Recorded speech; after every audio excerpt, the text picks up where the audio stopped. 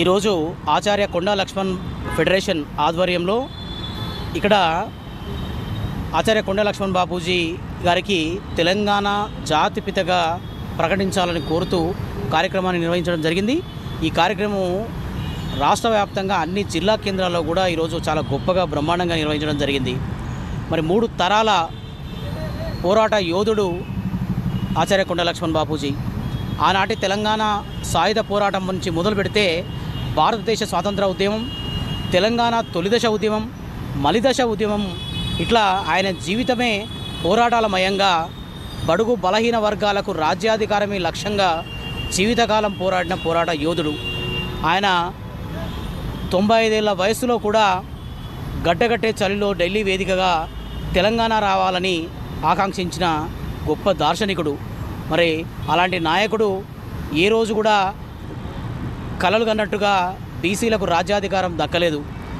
ఆయన కలలు కన్న భౌగోళిక తెలంగాణ అయితే సిద్ధించింది, కానీ ఆయన కలలు కన్న సామాజిక తెలంగాణ ఇంకా కలగానే మిగిలిపోయింది. మరి అలాంటి కళను సాధించడానికి బహుజన వర్గాలు, బీసీ వర్గాలన్నీ కూడా కలిసికట్టుగా ఈరోజు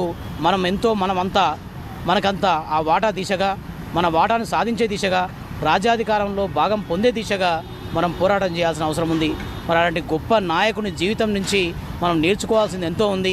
అలాంటి జీవిత పాఠాలను భవిష్యత్ తరాలకు అందించాల్సిన అవసరం కూడా ఉంది. కాబట్టి మేము గత కొంతకాలంగా ఆచార్య కొండా లక్ష్మణ్ బాపూజీ జీవిత పాఠ అంశాలను విద్యార్థులకు పాఠ్యాంశాలుగా బోధించాలని చెప్పేసి మేము ప్రభుత్వాన్ని ఎన్నో రోజులుగా విజ్ఞప్తి చేస్తున్నాం.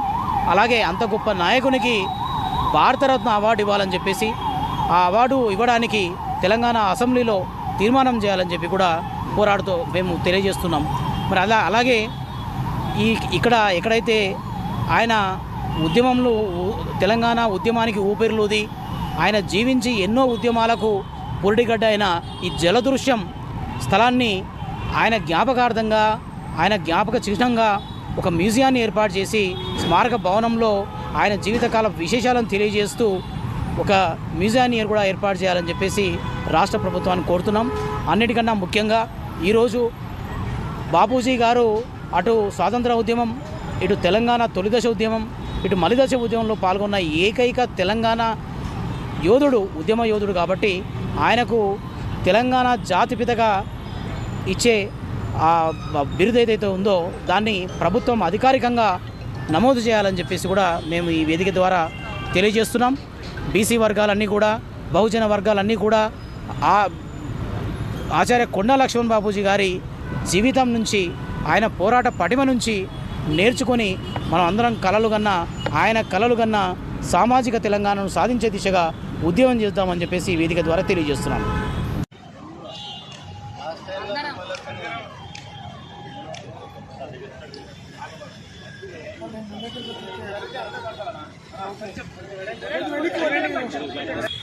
जोहार కొండా లక్ష్మణ్ బాపూజీ, తెలంగాణ జాతిపిత, తెలంగాణ జాతిపిత.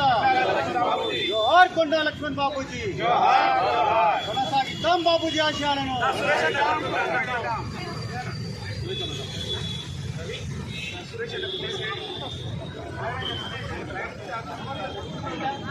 కాంగ్రెస్ ప్రభుత్వం ఉన్నప్పుడు సుప్రీంకోర్టు కూడా దాన్ని ఆమోదించింది.